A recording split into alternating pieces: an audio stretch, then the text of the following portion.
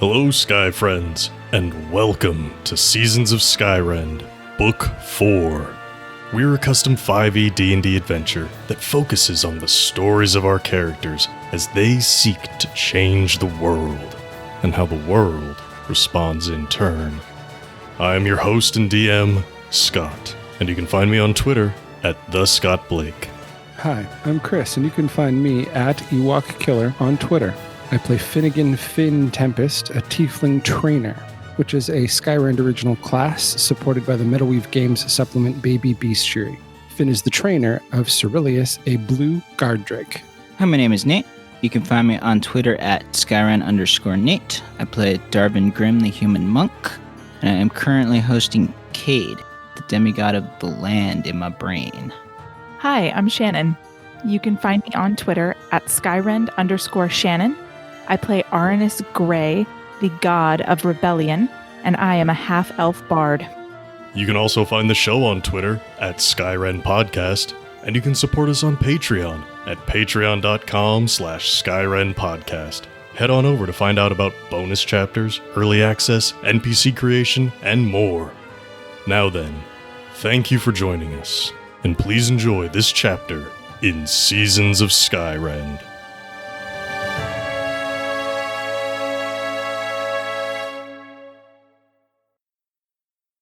Okay, Darvin, get up, grab onto the rope, start pulling yourself up, but it's so cold out here, you couldn't realize just how much extra warmth the heating pipes provided down here on the deck of the ship. And as soon as you grab onto the rope on the exterior of the balloon, it's so cold. Like, the ropes are partially frozen, your hands begin chilling, and you really are just like stuck halfway up the balloon right now. But I think from there, you can like glimpse some movement on the balloon. You hear a little doop, doop, doop as they're walking against it. The footsteps echo a little bit louder since your face is pressed up against the side of the balloon. So there's definitely somebody up there, and you can see them. You don't know what they're up to yet. You're about to find out, though, because it's their turn. Well, a couple of things are going to happen here. First, whoever is on top of the balloon is going to cast some magic. Darvin, you can see this flash of blue as well. They are basically trying to chill the balloon, which everybody notices the effects of right away as the balloon just drops 10 feet. Because hot air balloons need hot air. As that air chills, down you go. Second, it was not just these two.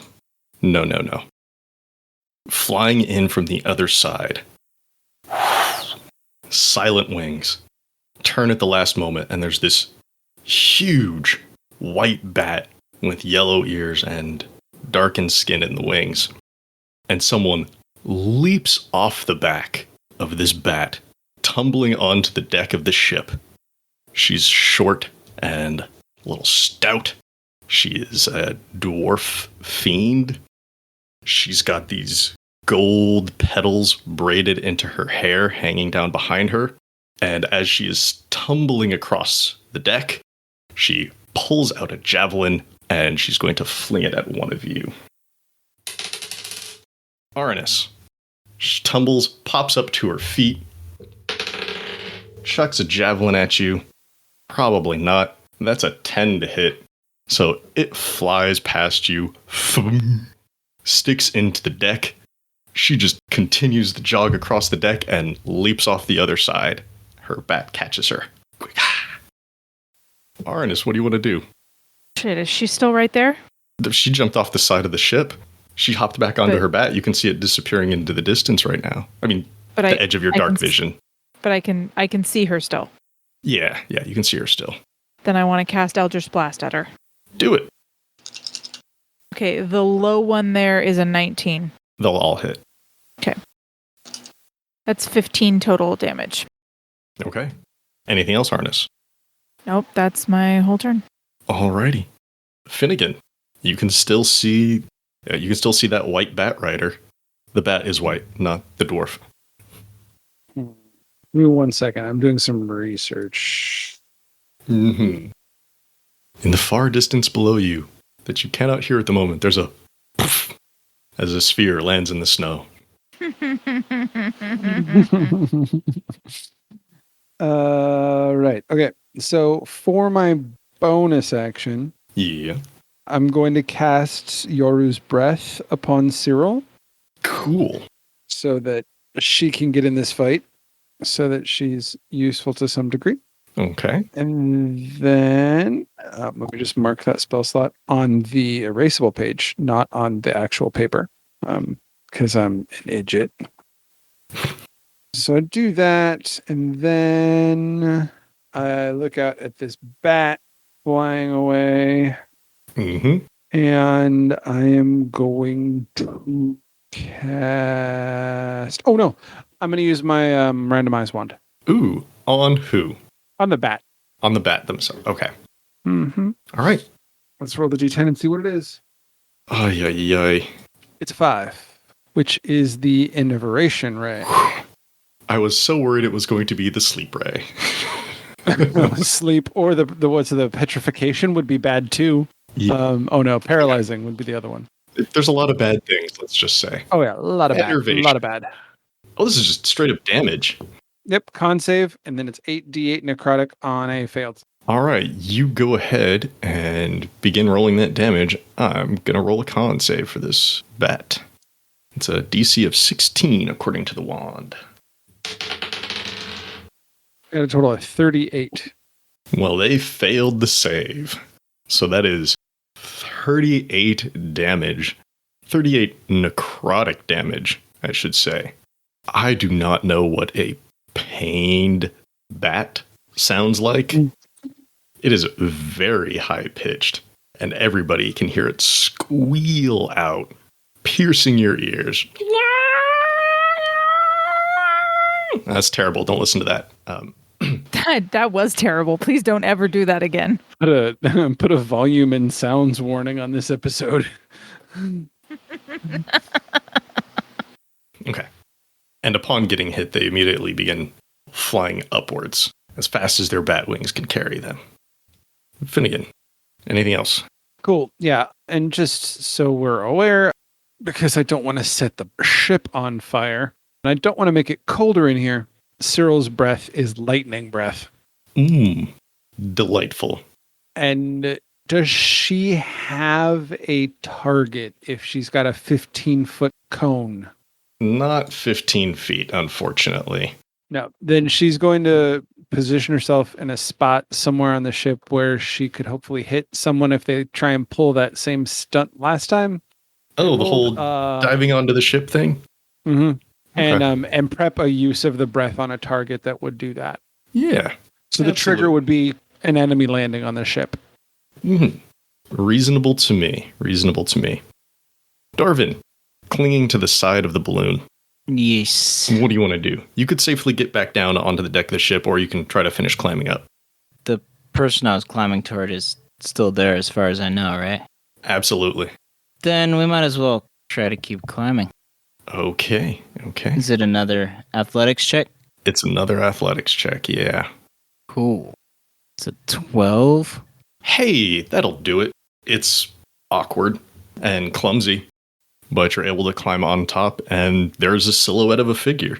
There's a little bit of light shining kind of up around the balloon from the lanterns on the deck, so you can make out this short silhouette, maybe 4'4". Also, kind of squat. It's a lot of work to fire an arrow, isn't it? You could try. Let's do it. I don't have a choice. All right. She looks up and sees you. Can't you use a key point to get to her? Can I? To dash as a bonus action, yeah. Oh, yeah. Okay. And then do me a favor. Don't use your leg sword on top of the ship. Please. On top of the... You don't need to crit fail and fall into the ship. It's a good point. Maybe we'll go on. If you leave the scabbard on, it would be bludgeoning damage, but it would also lose any of the additional damage types from the sword itself. But you've got your other sword, your acid sword. Yeah, that's true. That's true. We could use the acid sword. That's probably the way to go. It's been a minute, but yeah. I have stats for that somewhere else. As do I, somewhere. The Draconic Rune Short Sword. Found it before me. I've got it in a doc. I just control F. It has a thin coat of dragon acid. Any creature hit by it takes an additional 1d4 acid damage. Or you could use the acid spray effect, but that might be dangerous up here. Yep. We'll stick to the acid damage thing. All right. Okay, so first I forgot. I used a key point to get over here. Mm-hmm. So we're going to subtract a key point, which I almost forgot. And then I'm going to attack with not leg sword. I know. Been a while since we've seen the Draconic Rune short sword, but here it is. Acid sword. Ooh, I got a 17. That'll hit. Nice. So damage should still be a D8, right? Plus the D4. We're just not doing the... Right. Yeah? Gotcha. Yeah. Cool. D8 plus D4. Was there another mod on that, or is it just the D8 plus D4? Your dex mod. Right. I knew that. Okay. That's it. I don't mean I knew that. I mean my brain's not working right. I appreciate the help. Mm-hmm. You knew that inside, but yes, exactly. At the moment. Which is plus 5. So it's going to be a total of 11. Okay. And you do have your extra attack, so you can make a second slice at her.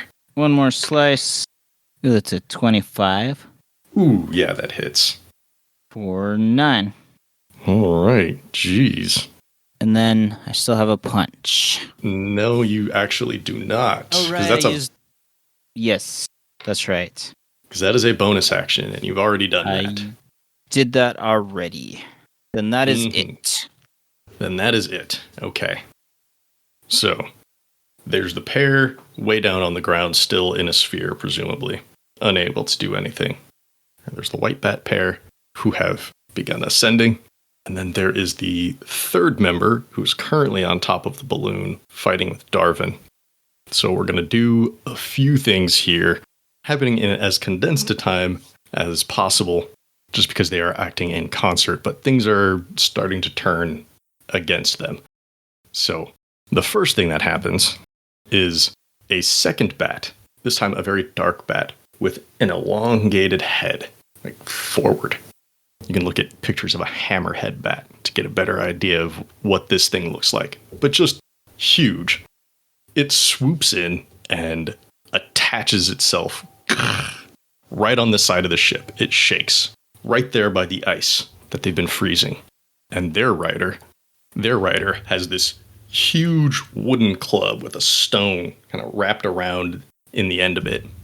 Kind of like wrap the branches, the vines of the wood wrap around it, holding it in. It's very naturally formed. They are going to haul back and crack into the side of the ship, right at the frozen part, in an attempt to break open a hole in your hull. Both of those are solid strikes. The first one, there's a sound of cracking. And the second one, you hear timbers break away. And they've created a nice little entrance into the side of your ship. And they're going to head right on in through that hole.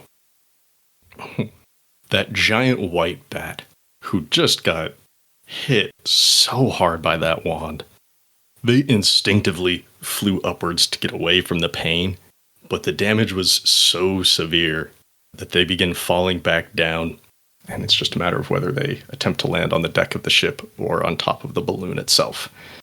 Which one's more fun? The deck, right? Well, if they land on the deck, Cyril's going to get hit on them. Cyril could hit the rider or the bat, right? Mm-hmm. It's a 15-foot cone, so could hit both. Oh, could hit both. That's right. Sorry, it's a cone, not a targeted attack. I also just don't want to worry about piercing your balloon just yet. We're still really early into this flight. So they immediately flew up and then just began corkscrewing down in pain. And they slam onto the deck of the ship. This white bat's rider. This is the one who had thrown a javelin at Arannis.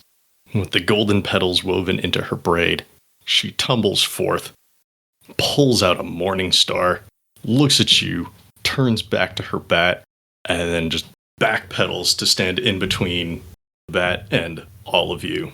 Then Cyril gets a blast. And they can make a deck save. Yep.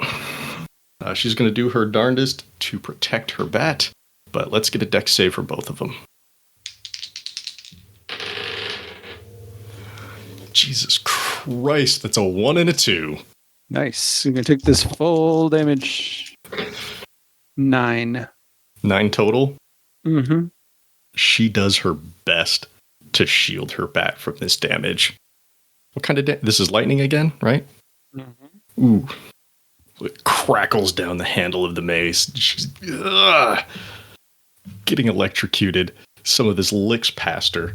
Hits the bat. Scorch marks on the bat's fur, the bat's wings. And the bat is just kind of very meekly scratching with the little front claw at the point of the wing. And that bat cannot take another hit, like probably at all. And then finally, the last of the group, the one who is in charge. I don't need to tell you this because she makes it evident herself. Swooping in from the darkness on the other side, there's this giant Luna moth. Huge wings, very subtle blue-green color on the top of it, lightly reflecting the moonlight. Standing atop this moth is another dwarven woman, and she has golden flower petals tattooed on her cheeks, chin, and down her neck, leading down to this golden petal, kind of like necklace, looking more like the front of a shirt or like exposed chainmail. And she proclaims, "Fair travelers, stay your hands, lest my sister on top continue to bring this balloon down. We're merely here for a quick resupply and do not wish to be of any further intrusion. My sister is below now gathering what we need, but if you do resist, our hand may be forced." Finnigan looks at all this and says, "Hi, Arannis. Would you like to tell them who you are, who they happen to be pirating from?" Would you like to say anything, Arannis? Oh, I really do. I just wanted to make sure you weren't going to say anything since I've accidentally talked over you like 3 times today.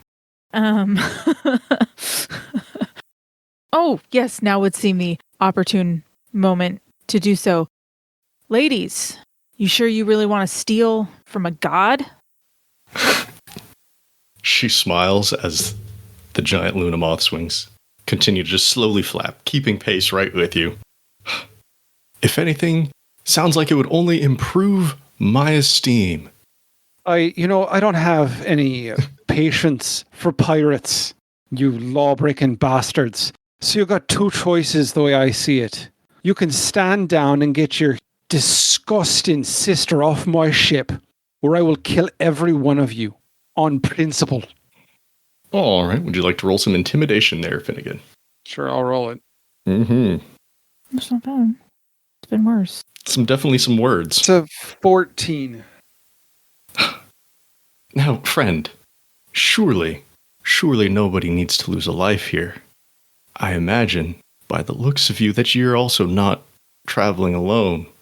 It would be a shame for there to be losses on both sides. Don't you agree? Bitch. You're not even going to let her... Dare. No, you don't dare to threaten the passengers of this ship. I will see you dead. And I cast Fireball at her.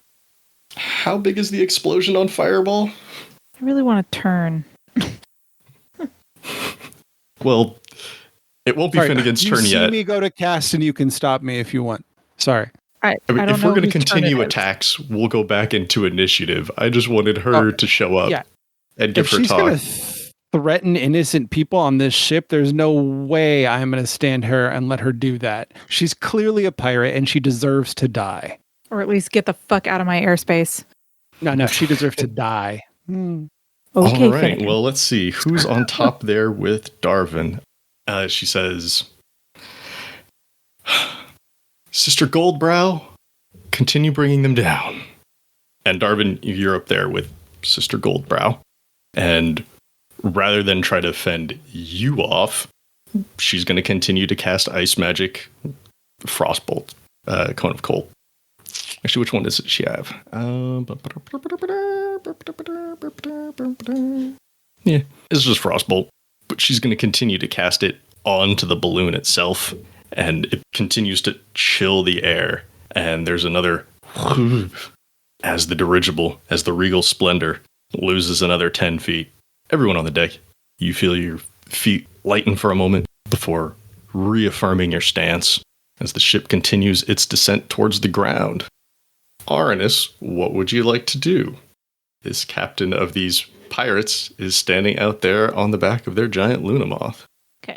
I have a question for you. I want to get down into the hold where this lady is, but I only have 30 feet of movement. Can I get within 60 feet of her? Of whoever's in the hold? Yes. Yes. That's with dash, right? No. I'm only moving 30 feet. Only 30 feet. I'm only moving 30 feet. I just want to know if I can get within 60 feet of her. Oh, sorry. Perhaps. I think with a successful perception roll, so you can determine like just where she is in the ship, it won't be that hard to determine. Just want to make sure you're not looking in the wrong corner of the ship. Okay. But yeah, if that's what you want to do. So you're immediately rushing below deck. Yeah. Okay. Roll perception. Perception of it's a dirty 20. Okay. Yeah. No problem. You stop kind of halfway down. You peer into the tween deck and you see her. Okay. Much better lit down here. Let me just tell you who you see real fast. This is the one on the hammer-headed bat. Another dwarf-looking gal. She's got a bit of a barky exterior. And she's got some golden flower petals woven into like some mutton chop type hair hanging down by her ears. And she's grabbing crates, putting it into a pack on this bat, like just stealing your shit, taking your stuff. Cool. I look straight at her and I just say, stop. And I cast Power Word Stun. It's gonna work. Cool. Power Word Stun. Yeah, there's no immediate save on that. So Nope. She is immediately stunned. Hands on a crate, about to put it in the pack. Stunned. That thing just falls out of the side of the ship to somewhere far below. And they are incapacitated. Let's see. Stunned. Incapacitated. No actions or reactions. They cannot move. They can only speak falteringly. They automatically fail strength and dex saves. And attack rolls against them have advantage. Okay. Yeah. She is stunned here. Are you saying anything to her, or is it just stop and that's it? I don't feel the need to say anything to her, but if you'll allow me to yell back up the hatch at Sissy up there, I'd like to. At who? At the lady who's been talking so much shit. Oh yeah, sure. Name. The captain. I don't know if she you don't know her name. Herself. Yeah. Well, y'all didn't let her. Finnigan's just like, Arr! No, well, she's, No, that's fair. She's fucking around. I wanted to find out. That's fair. That's step 2. Step 1, fuck around. Step 2, find out. Let's go. Get these what do you say? Your girl down here seems to be stunned. Care to rethink your position? Okay. I don't know what else to say. Ooh, it sucks to be you might be good. Classy. All right, Finnigan, it's your turn. The captain, Captain Goldbeard, and her giant Luna Moth are just off the bow of the ship. There's a downed giant white bat with her rider. He's got the gold petals wrapped through her braids. That is gold braid. They've got a theme going on, in case you couldn't tell yet. Mm-hmm. She is standing dead fast in front of her bat, doing whatever she can to protect her. And yeah, what do you want to do? Is now the time for that fireball that you're shooting? I'm gonna try something. Because Finnigan is first and foremost a man of the creatures. So I want to use one of my castings of Speak with Animals.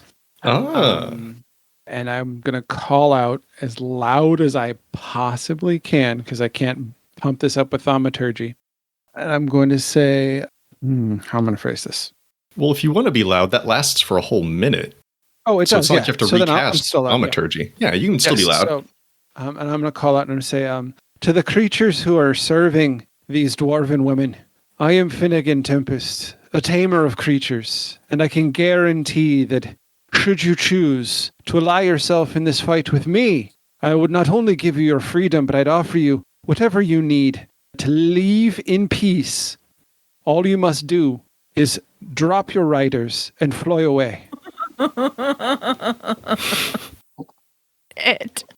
Let's see. Currently, there's only one with an active rider, and that's the captain. Yes. Because I just realized, like, the white bat is just grounded there on the deck. The hammer-headed bat is clinging to the side of the ship, and their rider is inside the ship and stunned. The gal up there with Darvin is not currently on her mount. Is around somewhere, presumably. But the captain here is on top of their giant Luna moth. This is speak with animals, you said, right? Mm-hmm, mm-hmm. Speak with animals. All right. Well then, I guess this would be like a persuasion check then. If you're trying to turn the animals to your side. Yes, and since I have trainer's knowledge, I can use my intelligence modifier for it. Mm-hmm, mm-hmm. So, let's see. Oh, I crit. That's a 25.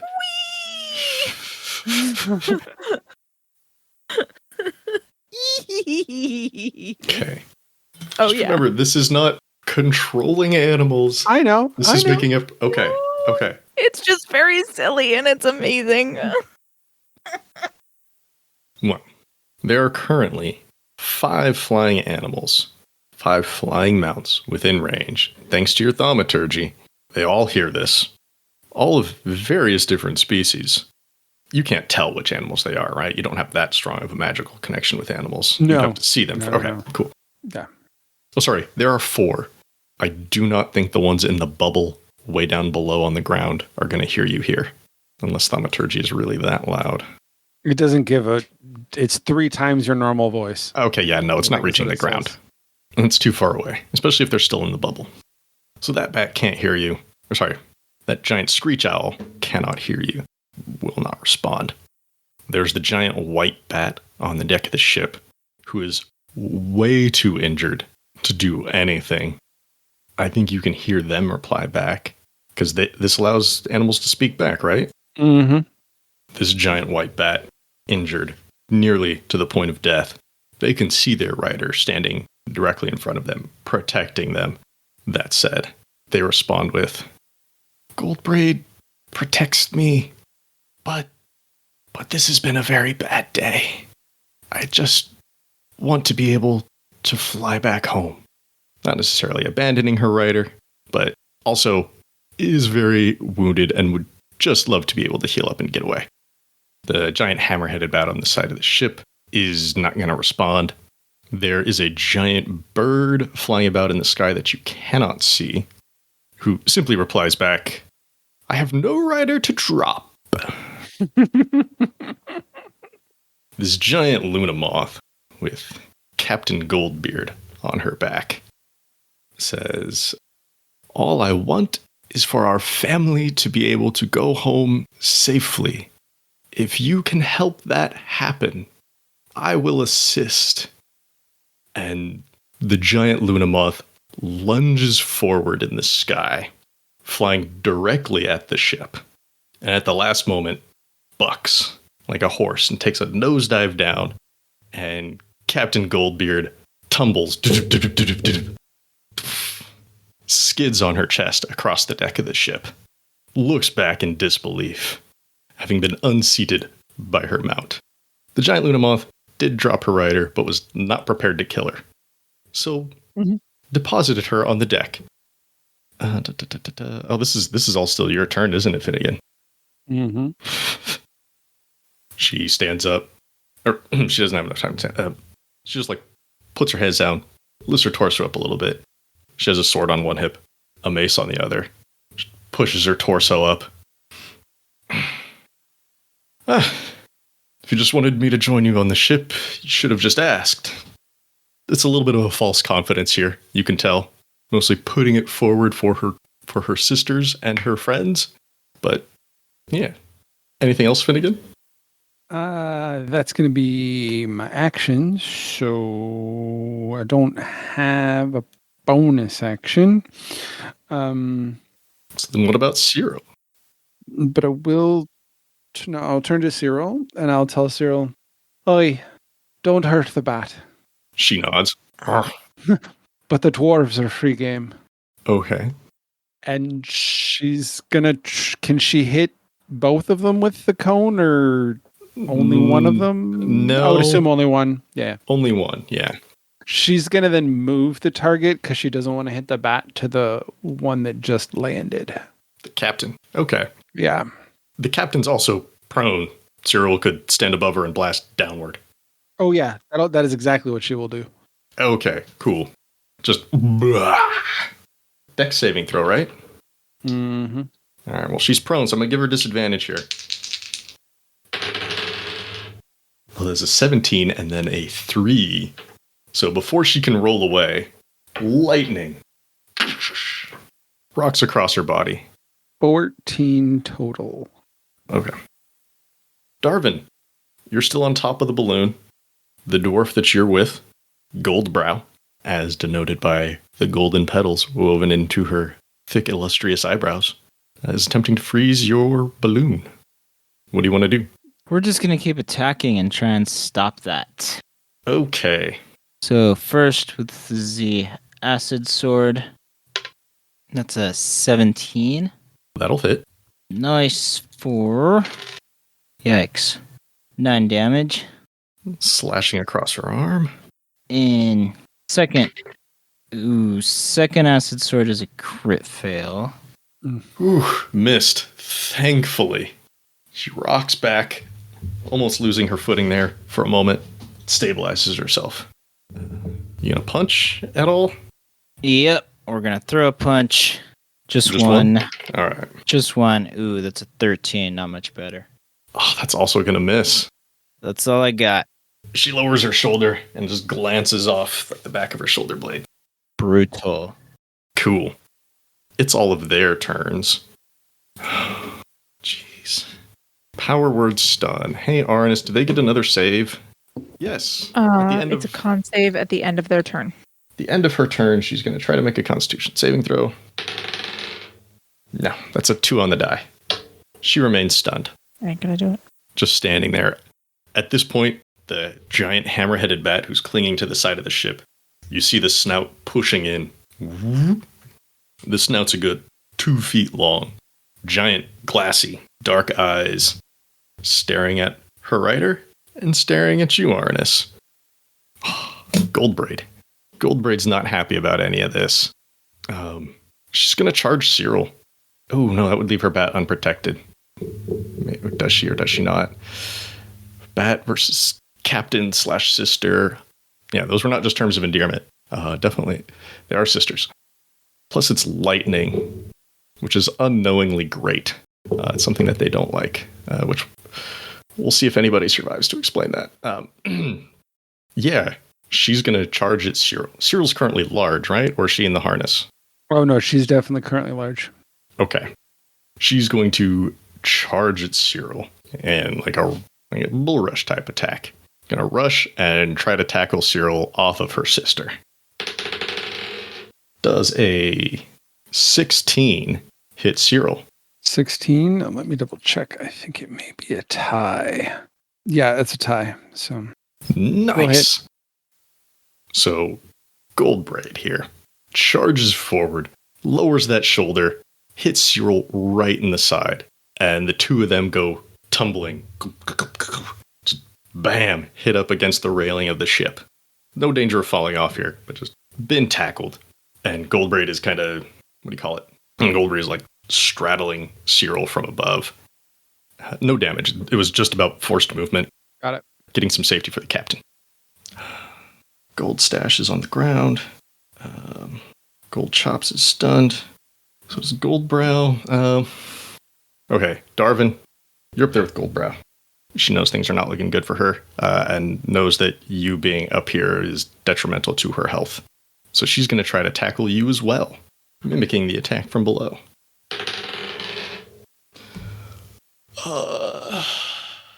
That is a crit fail. Nice. She lunges at you. Foot gets caught in one of the ropes, helping to hold the balloon down to the rest of the ship. And she trips and stumbles and begins sliding down the side of the balloon. until eventually her leg gets caught up in another bit of rope, and she's just hanging from the side of the balloon right now. Finnigan, you can definitely see her just hanging there, struggling. Nice. Falling would be bad, but she's okay for now. And then there's just Goldbeard, Captain Goldbeard. Now free of Cyril, she's going to stand up, brush herself off real quick, and smooth back her hair. Just long red hair tied back in just this giant ponytail. But other than that, leather, chainmail, that fancy gold one there that looks like it's extending the beard down. Whew. Well, I think we may have gotten off on the wrong foot here. We're not here to hurt anyone. As you can see, we have wounded poor Goldbraid's bat. Poor Goldbrow, hanging there. I don't know what has become of Goldchops, but seeing as I'm not hearing any action from below deck, I can assume we're at least at a stalemate there as well. Now then, unless you would like the blood of simple pirates on your hands, and if there is a god aboard, as you so claim, if you wish them to be a merciful god, perhaps we can come to some arrangement. We simply need some provisions to further our own quest. Well, you're cutting me in a curious mood. And what is this quest for you pirates? The beast that killed our father. The original Captain Goldbeard, perhaps you have heard of him, died a Commodore of the Skies. Not military ranks, these are definitely just him and other pirates giving him the rank. Yeah. Perhaps you've heard of him. Has Finnigan ever heard of this pirate? Of the Skies, remember? Oh yeah, I've heard of him. He's Okay. pretty notorious. This is what I can tell you about him. He was a very gregarious dwarf, fathering daughters with numerous partners over his career. This was not a secret or anything. Like, it was known that that was part of his deal. It was part of his charm. It is why he worked so well as a pirate, because sometimes you just charm people out of their goods, and that may include sleeping with him as well. I'm personally offended. He did manage to recruit a number of his kin into his crew. This is part of that crew. The beast that killed our father. His companion has been inconsolable since. His mount, a huge macaw known as Goldbeak. Enormous, bigger than this ship. Has been inconsolable since. If we're able to prove vengeance, we might be able to bring some peace to him. Have you seen or heard of this giant lightning phoenix? No. I don't think Finnigan No, has. So. Finnigan would not have, unfortunately. The two who have are not on the deck right now. So this is what I have to tell you. I do not parley with pirates. Is there someone who would? Oh no, I speak for the ship right now, madam, so listen to me. All right? You have one choice. You can command your allies to lay down your arms and be taken as prisoners, and we will leave you at the first place where we stop so you can face judgment for your crimes, or you continue down the foolish path you're upon and pay with your lives. And I say this emotionlessly. Like, this is just the choice that she has. Roll some intimidation with advantage this time. This is why I don't do the talking. That's a 7. Tell me something, my good man. Have you a place to keep prisoners aboard your ship? I do, Scott, believe there is some place we could keep them, right? Oh, I believe so too. I think there are ways. She's just like looking around. This is a fancy ship. This is Earl's ship. You know, where are you keeping prisoners on this luxury yacht? I will say this. She may look like a whole lot, but she's got it really where it counts, doesn't she? And that is to say that we would find a way to keep you as prisoners. Don't worry about that. Pulling on some of her father's charm, she steps forward. Would you be keeping me prisoner, personally? Can I hear any of this? You're below deck, so not yet. I think Darvin can hear some of this. Okay, can I ask, are we still in initiative here? For the moment. I just want to see how Finnigan reacts. All right. And then we'll come out of it, because after Finnigan would be their turns. Or sorry, it was their turns. We'd be back to the top of the round, and it would be Arannis' turn again. Right. As much as I don't want you to do it, can you repeat what you just said? I don't know if I remember what it is. And would you be keeping me prisoner personally? She steps forward, gets a little bit closer. I can think of worse ways to pass the time aboard this ship. Oh. Learned from her father, who... Yep. So I can't hear this, right? I can't hear any of this. Not yet. Let's have Finnigan react. Okay. And then you can come up and see awkward Finnigan, or, I don't know, however Finnigan. So Finnigan... Oh, God. Finnigan has a moment where he considers this thoroughly, and then he falls back on his military training. And he says, Madam, you would be treated as a full prisoner under all rules and regulations within the military service and expectations of that. Like, just drops right into his training. There's a dejected look on her face. For show, like, her emotions are not actually hurt. But she's putting it on. And Arannis, it's at that moment that you can come up. And is Finnigan visibly flustered at all? Sorry. Oh, you're going to do what now? Go ahead. I was going to use my next turn to tie up the woman who I stunned. Okay. That was my next move. Well, if then let me take a step back. If I don't know what's going on the deck, then that's what I'm going to do. It's not that you want to see the embarrassment. Okay. Right. I don't. Yeah. So, like, I'm just trying to figure out, like, do I know this exchange is happening? Because if I don't, then I'm tying up that lady and then coming up there. Okay. Fair enough. All right. Arannis, it's your turn. You have not heard the conversation above deck. What would you like to do? Okay. I want to tie up the person who I stunned, please. Okay. This is Gold Chops. She is half dwarf, half plant. You can use some of that nice, shiny new rope you just overpaid for. Yep. This is why we bought new rope. She is stunned, so cannot do anything to stop it. Yep. Are you leaving her here in the tween deck? Yeah, I mean, my strength score is shit, so I'm not carrying her anywhere. It'd be like dragging a small log. I'm not doing that. Okay. Tie her up. Collapses over. I don't want to risk ripping my tight pants. No, I'm too weak to move anybody. The giant bat head continues to poke in a little closer and like sniff at Gold Chops, gives a little lick to make sure she's all right. Okay. Anything else you'd like to do, Arannis? This is just tying her up. I mean, I want to tie her up and then start to make my way out. Yeah, you'll come back up to the top soon enough. Finnigan, it's your turn. She's not actively resisting anything at the moment. Clearly. Okay. So she's stepped towards me a little. I'm going to step back. Okay. A little, reestablishing that space.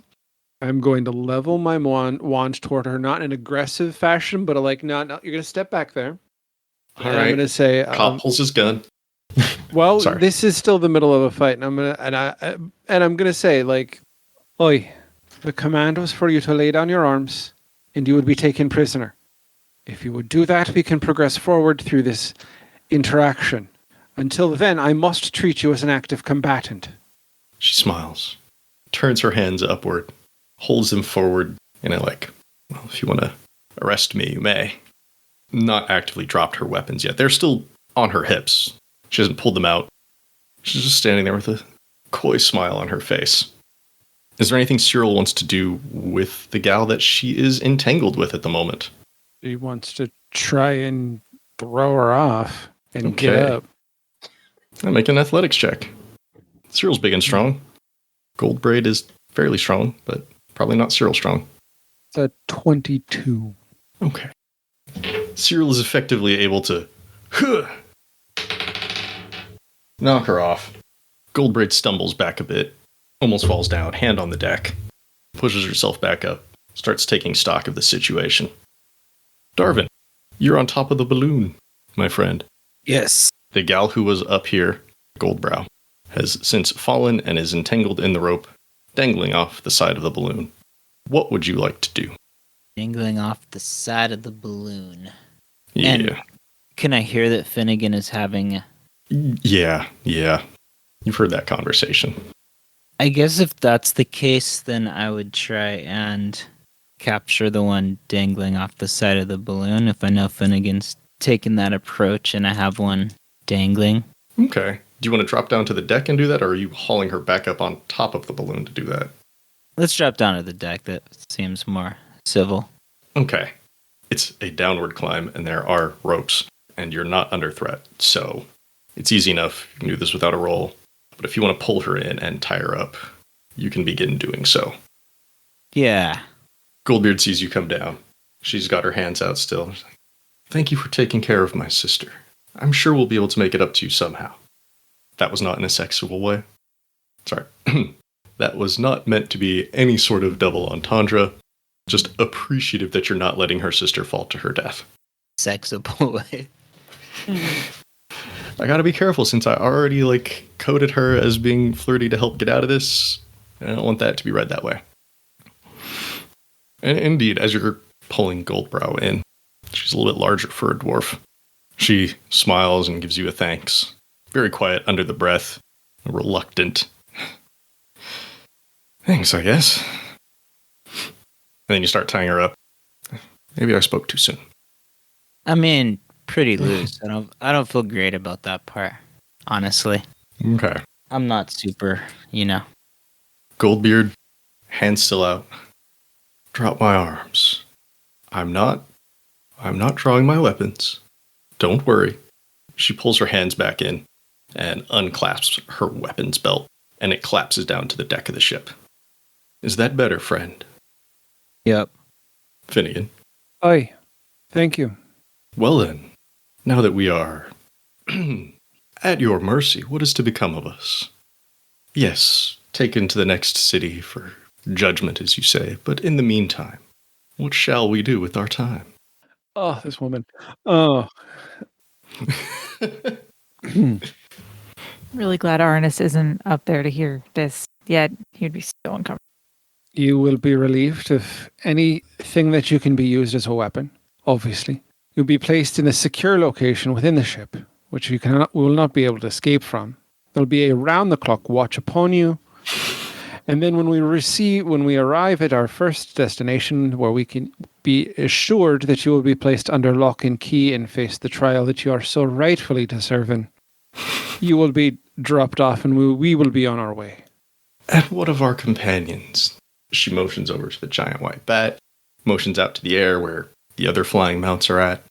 Will they be allowed to travel alongside us? Or at the very least, heal poor Goldbraid's friend? Goldbraid's friend will be taken care of. I can assure you of that. The others will be offered their freedom. Should they choose not to go, they may follow along with us, but I doubt they're going to want to stay following along you when you are going to prison. Time will tell, won't it? Also, it is delightful that there is one pair that is off the board at the moment and doesn't know anything at all about this deal. Just love it. Okay, I think now we are effectively out of any sort of initiative. Arannis, are you coming back up to the deck? Oh, yeah. Okay. Are the remainder of the pirates being tied up as well? That's Finnegan's expectation, is that they will be we don't have chains or shackles, so they will be tied up at all times. Okay. Except maybe when they eat one at a time. Ooh. Finnegan's such a hard ass. I'm not about to trust any of them as far as I can throw them, and I have a -1 to all athletics. Me too. Twissies. That's why I was like, no, I'm not carrying her up there. Okay, then. And the Sam and Carolina, don't go near them. Oh, yeah, that would be bad. What? How are you going to manage round-the-clock watches? With everybody but Sam and Carolina. I digress. As you tie up Goldbeard and Goldbraid, they are, for now, accepting of their fate. Where are you escorting them to? Are we to remain here on the deck of the ship? I'll admit there's not very many places to go, but it seems a little exposed, a little lonely. Uh, Oh my God, seriously? Of course, now, like, if Arannis has come up to the, like, deck of the ship at this point, like, he has no idea the rest of the conversation that has gone on. Right. And so he reacts poorly to this statement, but then also follows it with, God, can't you use your powers of persuasion for something useful? I mean, some of us do. I'm trying to, young man. Young man, F off. Are you not a young man? I'm over 40. I wouldn't call that a young man. Young compared to her. oh yeah. She's half dwarf. She's probably like 70, 80 years old. She looks probably physically mature-wise about the same as Arannis. Would probably clock her if human about 40, but she's got a few more decades on Arannis there. My comment stands. Okay. Where are you keeping them, at least for now? I'm blanking on the organization of the ship, like the There's- spaces and whatnot. There's the deck, there's the tween deck, there's the lower deck, which is where like the kitchen, the lounge, the bedroom is, and then there's the hold underneath where the animals are kept. I think that seems like the best place for them. Okay. Obviously, I'll be observing them when I'm on watch to ensure that they're not tamers like me and are going to find a way to convince these animals to help them get out. Mhm. But I think buried into the bowels of the bottom of the ship is probably the best place for them. All right. As far as determining their skills and abilities, it can probably be something determined next time. Mhm. It's probably something that can be determined by spending more time with them, getting to know them. They may give those answers willingly. You may just be able to glean things. Who knows? But as you escort all four of them into the animal hold, still tied up, they sit down. I'm assuming on the ground or on like some mounds of hay. Captain Goldbeard speaks up. I appreciate that we are at your mercy for the time being. But is there any way that you could see to helping us? Avenge our poor? There is no way in Yoru that I am helping avenge the death of a pirate. You are lucky we are letting you live, milady. Mm-hmm. If not for me, then perhaps for dear sweet Goldbeak. The mournful cries can be heard for miles around the nest. Oh, shut it. Can I roll Sorry. insight on this and see if she's just trying to she's marked me and she's just trying to play me? Sure, go ahead. Anybody can roll insight here. Okay. You're all here. You're all present. I'll roll as.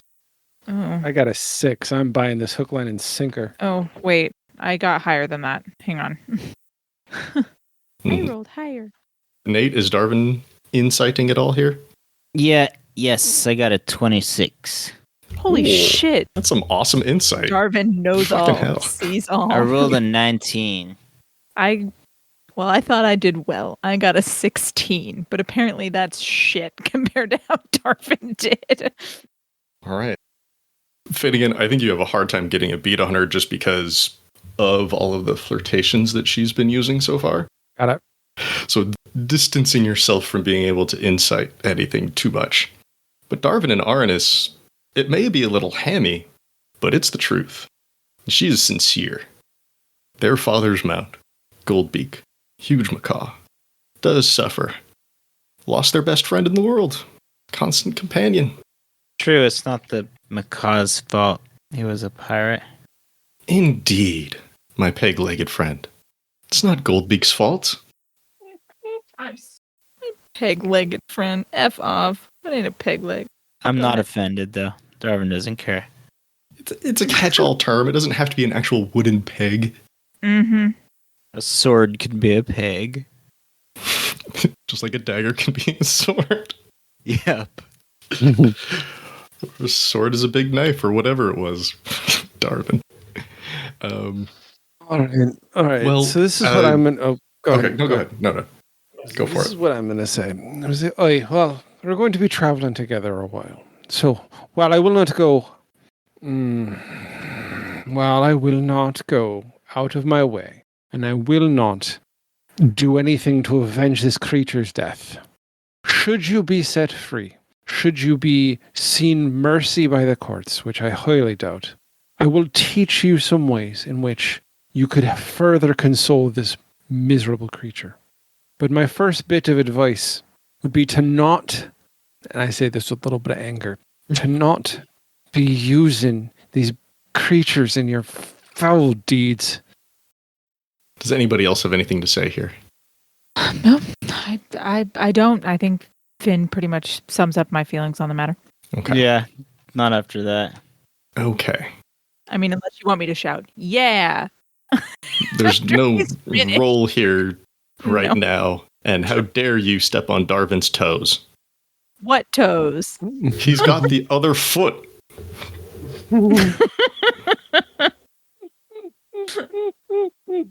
Okay. Captain Goldbeard, she says, well, I'm sure we have plenty of time between here and wherever it is you're taking us. If not you, perhaps some of your friends will be more amenable to our cause. Now then, I don't suppose you're simply going to let us starve down here. What's to eat?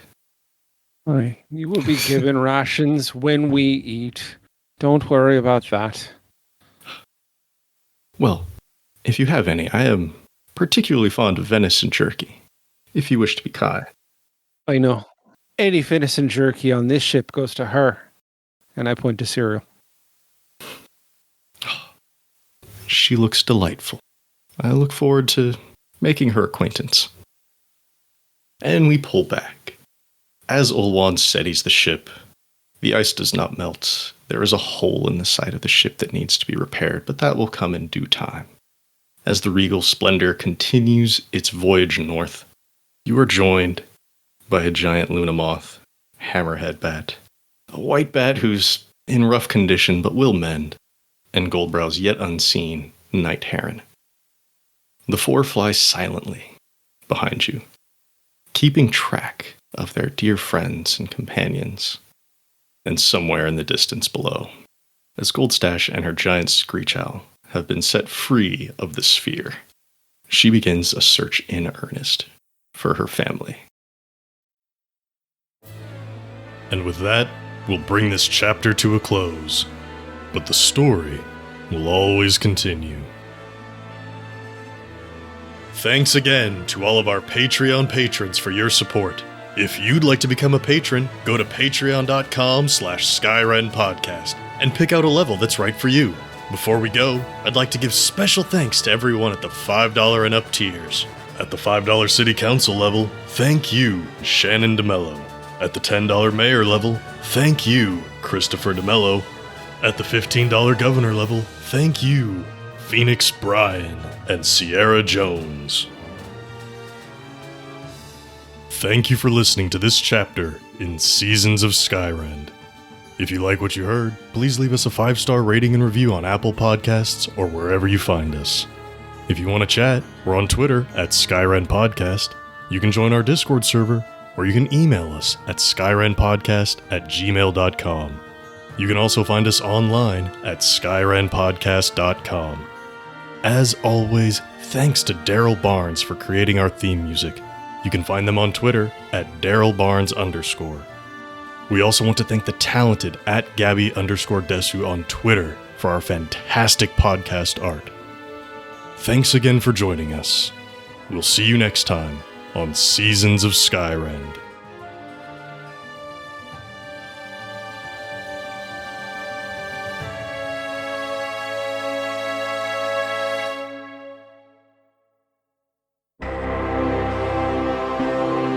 Amidst the wreckage and recovery from war, a new secret war begins in the alleys, docks, gambling pits, and sewers of Aratai. A war of assassins, smugglers, crime lords for the underbelly of the city.